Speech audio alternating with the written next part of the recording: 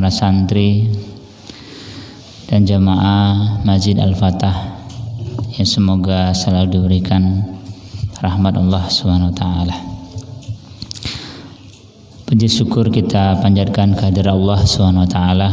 Alhamdulillah pagi hari ini Allah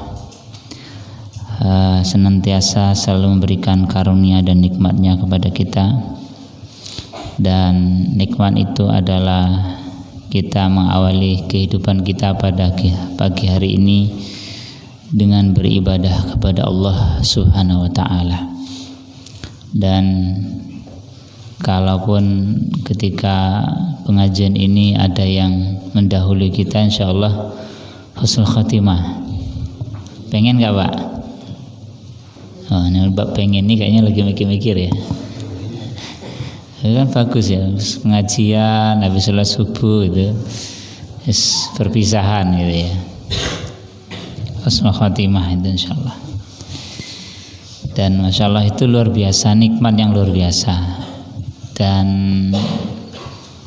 mudah-mudahan kita termasuk orang yang bisa merasakan kalau itu nikmat ya.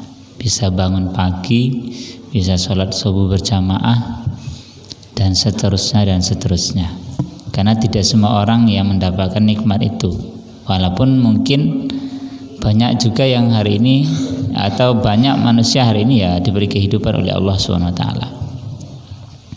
Dan itu yang sadar, yang menyadari, insya Allah mudah-mudahan sesiapa yang memahami hidup ini untuk apa dan mau kemana.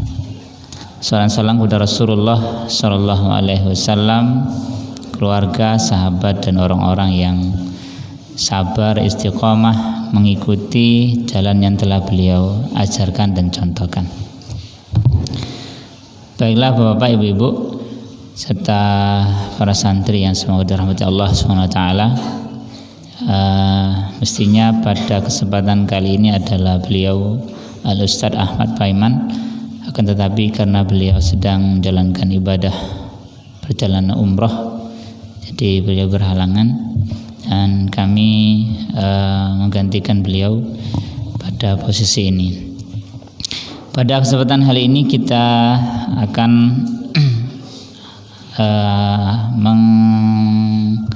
menghayati, merenungkan nasihat para ulama ya, orang-orang alim.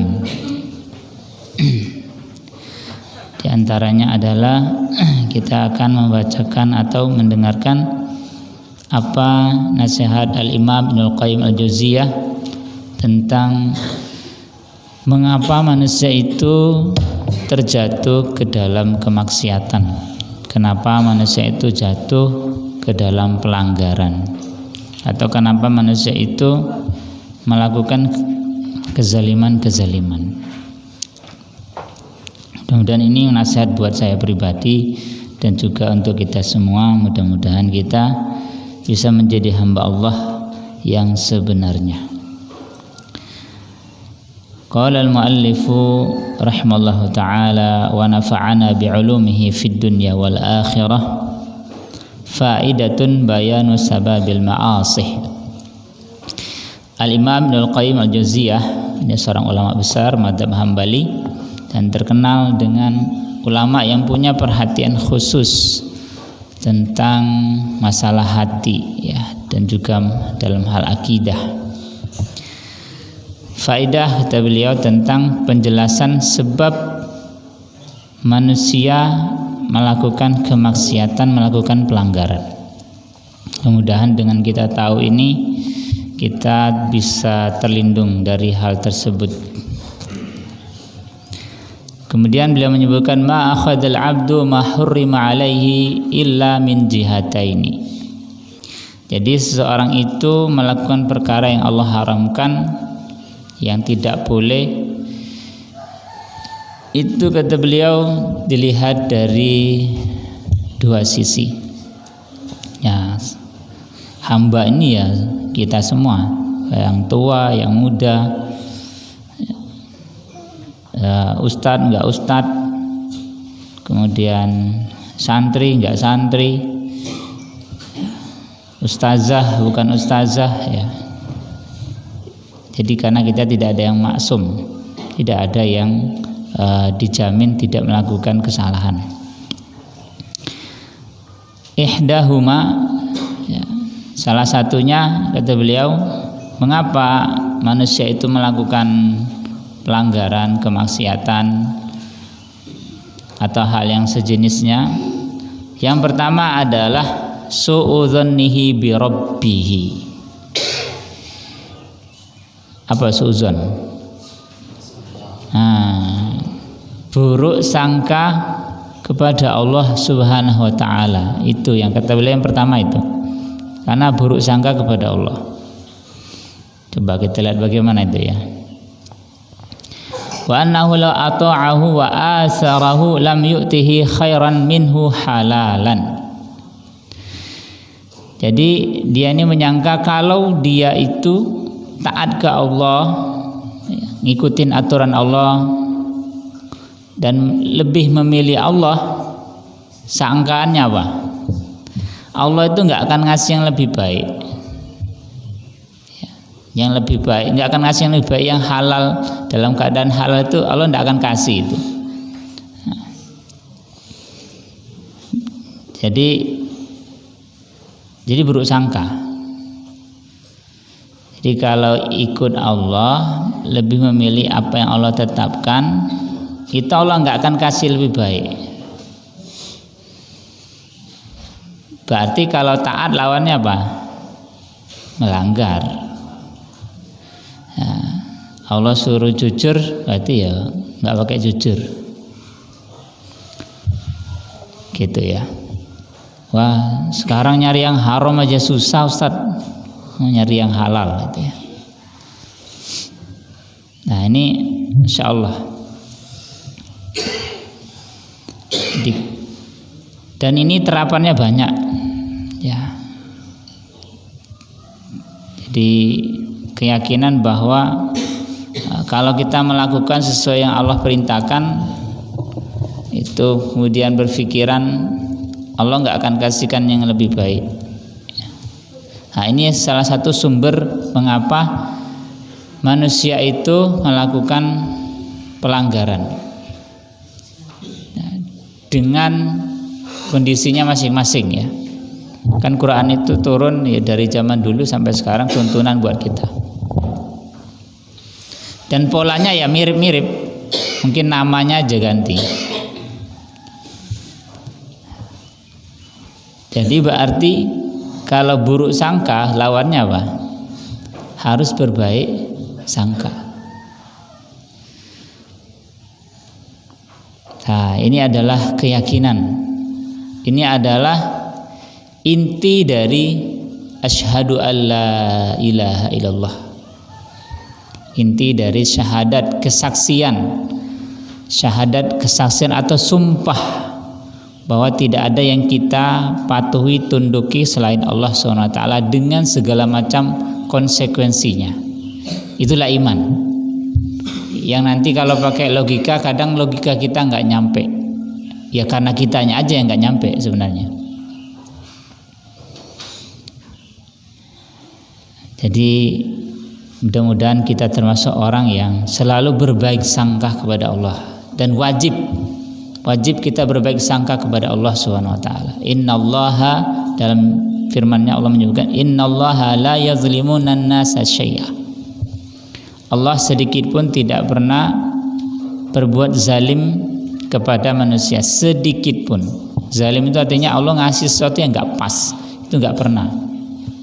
Allah sudah mensucikan dirinya dari hal tersebut. Hanya saja Allah akan memberikan apa saja keutamaan itu kepada orang yang dalam ilmu dan hikmah Allah layak dan pantas. Sekadang kita begini, merasa kita ini layak dan pantas, terus makso. Itu yang kadang manusia mengambil itu.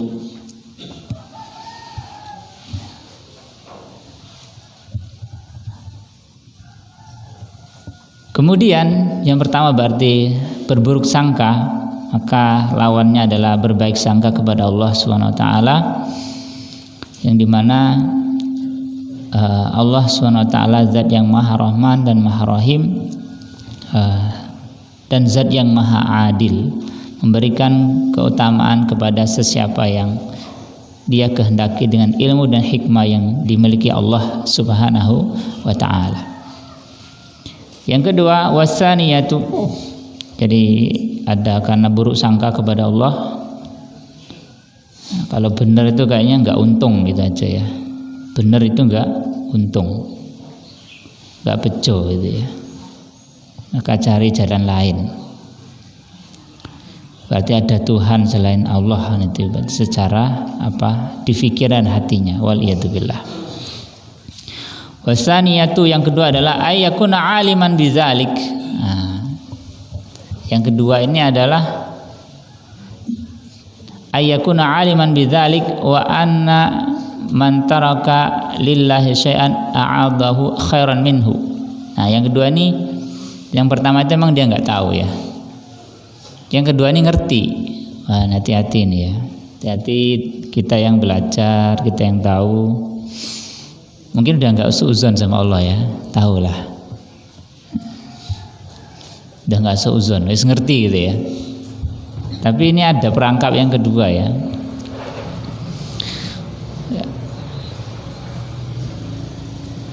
Walakin taglu syahwatuhu sabrahu wa hawahu aqlahu.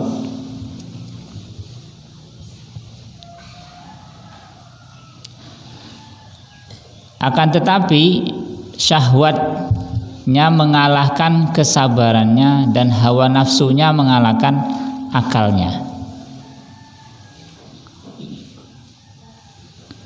Walakin taglibu syahwatuhu sabrahu wa hawahu aqlahu.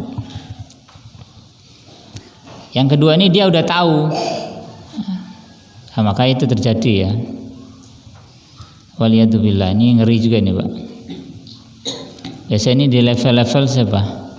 Orang-orang yang berilmu, orang-orang yang terpelajar, kaum santri gitu ya, dan seterusnya.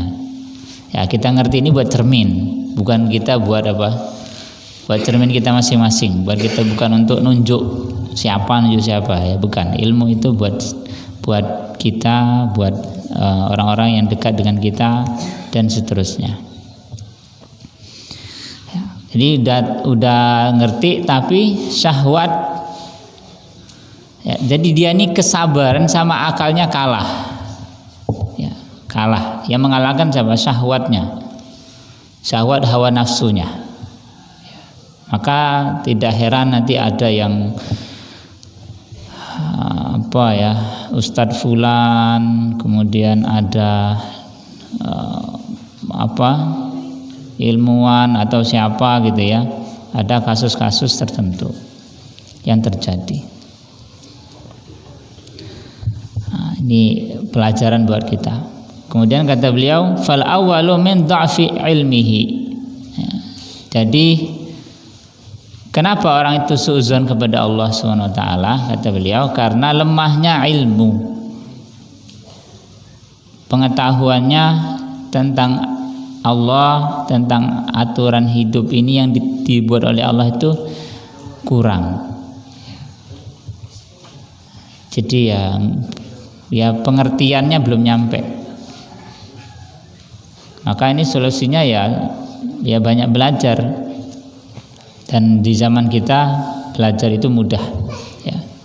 Dan semuanya rata-rata sekarang di rumah punya HP ya, bisa nyetel Bapak YouTube ya, banyak sekali kajian. Cuman ya milih-milih juga, karena sekarang banyak juga yang aneh-aneh ya. Wasani min di'fi aqlihi wa basiratihi. Yang kedua ini adalah ya, jadi dia sudah punya ilmu ya, selevel lebih atas daripada yang pertama. Ya, bukan tetapi apa? Karena lemahnya apa? Akal dan basirah. Ya, basirah itu ilmu batinnya itu lemah.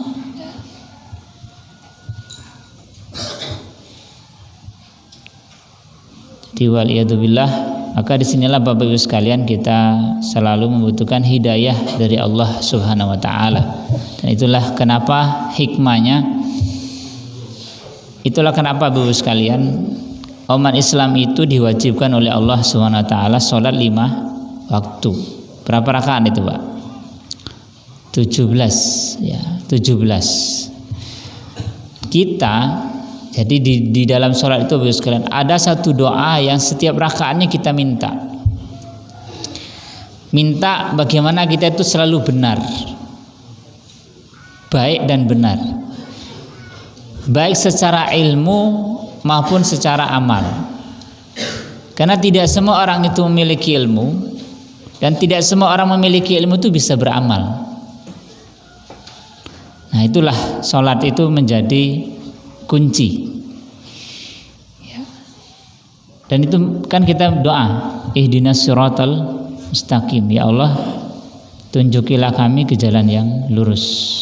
Kita minta hidayah, ilmu yang bermanfaat dan mampu mengamalkan ilmu yang bermanfaat tersebut. Itulah jalan yang lurus. Kalau enggak kita akan sesat. Nah, sesat ini jatuhnya di sini. Kalau enggak sesat dimurkai. Sesat itu gara-gara apa? Beramal karena tidak punya ilmu. Yang murka itu kenapa? Punya ilmu tapi enggak mau ngamal. Ngerti itu? Tahu. Ya. Inilah Bapak Ibu sekalian menguatkan kita kembali tentang bagaimana Allah berfirman, "Qul inna salati wa nusuki wa mayahya wa mamati lillahi rabbil alamin." Ujung-ujungnya ke situ. Sesungguhnya hidup dan mati ibadah hanyalah untuk Allah Subhanahu wa taala. Dan begitu juga dalam ayat yang lain Allah Subhanahu wa taala menyebutkan, "Wa ma kana lil mu'minin wala mu'minatin idza qadallahu wa rasuluhu amran ay yakuna lahumul khiyaratu min amrihim." Tidak pantas bagi orang beriman laki-laki dan perempuan bila dalam satu perkara Allah sudah menetapkan A, itu milih yang lain, milih B enggak. Itu enggak ada apa bahasanya, enggak ada kamusnya, enggak ada bahasanya untuk orang beriman. Maka Ibu sekalian, dua perkara ini jatuhnya manusia ke dalam pelanggaran kepada Allah SWT lantaran berburuk sangka kepada Allah. Yang kedua karena lemahnya akal dan pikirannya. Maka kita mengingatkan, kita lihat dalam kehidupan sehari-hari banyak ya, mulai dari pekerjaan ya, mulai dari pekerjaan yang tantangannya Masya Allah hari ini luar biasa. Kemudian mulai dari mencari pasangan. Emang ada Ustaz yang gak halal? Ada. Jadi mencari pasangan ada yang halal, ada yang haram. Jadi bagaimana Islam mengajarkan tidaklah seseorang itu memiliki hubungan yang dekat melalui jalan-jalan yang dibenarkan ya, melalui pernikahan ataupun melalui jalur yang istilahnya mengenal dengan cara yang benar, bukan istilahnya di zaman anak-anak sekarang adalah ya kenalan pacaran sekian tahun ya, sampai sekian tahun tapi nggak jelas, sehingga jadi ya jadilah apa yang terjadi. Dan banyak sekali ya dalam memilih pemimpin, dalam memilih pasangan, dalam mencari rezeki dan seterusnya. Maka semangat ini bisa masuk, bisa menyentuh kita bila kita merenungkan, menginginkan kita hidup sesuai dengan apa yang Allah kehendaki sebagai zat yang menciptakan kehidupan. Makanya ayat-ayat itu Allah itu tidak manggil semua orang. Ayat bicara kayak gini tuh yang dipanggil enggak semua orang, Pak. Yang dipanggil siapa? Ya ayyuhalladzina amanu. Hanya orang yang yakin aja, yang beriman aja. Yang enggak ya sudah, enggak masuk hitungan. Allah enggak ajak, Allah enggak panggil. Gitu. Allah enggak panggil. Maka ya hitungannya sederhana sebenarnya. Walaupun ini nanti prakteknya tidak sederhana, butuh banyak atas bawah, kanan kiri, samping dan seterusnya. Tetapi inilah keyakinan yang dimiliki oleh kaum muslimin. Bagaimana kita anak-anak juga para santri. Kalau santri beda lagi ini ya. Yakin enggak gitu ya. Kalau rajin setoran itu Allah akan belikan yang lebih baik. Ya. Hadir di kelas, hadir di halaqah, dan seterusnya dan seterusnya. Piket. Jadi kayaknya ya seuzonnya tadi ya, berburuk sangka. Waliyadzubillah. Mudah-mudahan kita tidak seperti ini. Baiklah Bapak Ibu sekalian, inilah nasihat untuk kita semua. Mudah-mudahan kita selalu menjadi orang-orang yang selalu berbaik sangka kepada Allah Subhanahu wa taala, dan apa yang kita jalani hari ini adalah yang terbaik yang Allah berikan kepada kita melalui ilmu dan hikmahnya Allah Subhanahu wa taala. Dan hidup mudah-mudahan tidak hanya hari ini, tetapi kita diberikan oleh Allah hari-hari berikutnya. Saya kasih contoh bagaimana Nabi Yusuf alaihissalam ketika hanya melihat serpihan hidup, potongan hidup hanya sepotong saja. Bagaimana Nabi Yusuf alaihissalam, beliau seorang nabi, diceritakan dalam episode kehidupannya, mulai dari pengen mulai ingin dibunuh oleh saudaranya, kemudian gagal, akhirnya dicemplungkan sumur, habis itu dijual, habis itu masuk istana, kemudian kena fitnah, habis itu dipenjara. Panjang kan? Tetapi bagaimana hikmahnya? Itulah perjalanan beliau nanti dijadikan Allah makhluk yang luar biasa, menjadi orang yang dipercaya dan memberikan manfaat yang banyak bagi manusia. Maka